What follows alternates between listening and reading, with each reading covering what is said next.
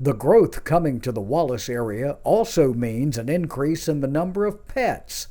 The Wallace Channel sat down with the president of an organization created to help pets and their families. Pet Friends of Duplin County was started back in the year 2000 by a small group of concerned citizens, and our mission is to promote the health, welfare, and safety of domestic companion animals. I shorten it to dogs and cats.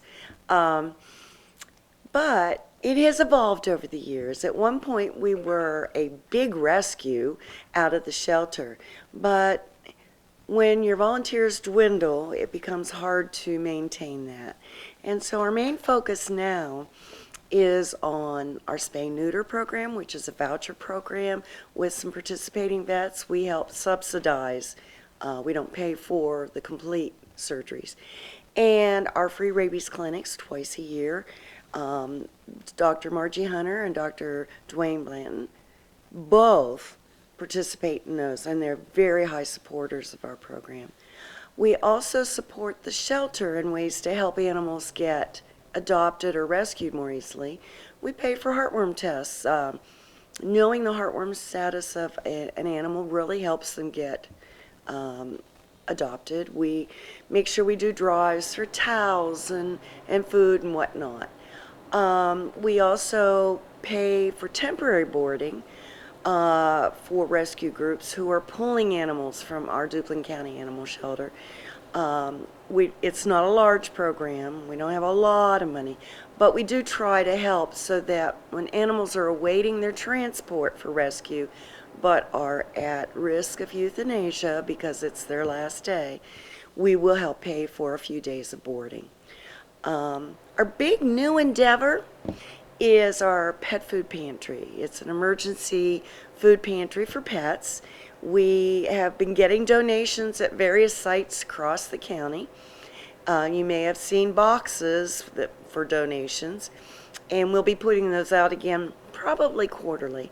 But we have finally started giving out food, and we're at two sites. You can always go to the Duplin County Animal Shelter. They have a bunch of food that we have collected. They also, when they come across a case where they've been called out, and part of the problem is the family just doesn't have enough money to feed their animals well or have shelter, and to prevent having to take the animals in, they will take some food out, or sometimes we pay for like 5 dog shelters a year and they'll distribute those as needed. But our other site is the Helping Hands Food Pantry. It's at the Wallace Presbyterian Church.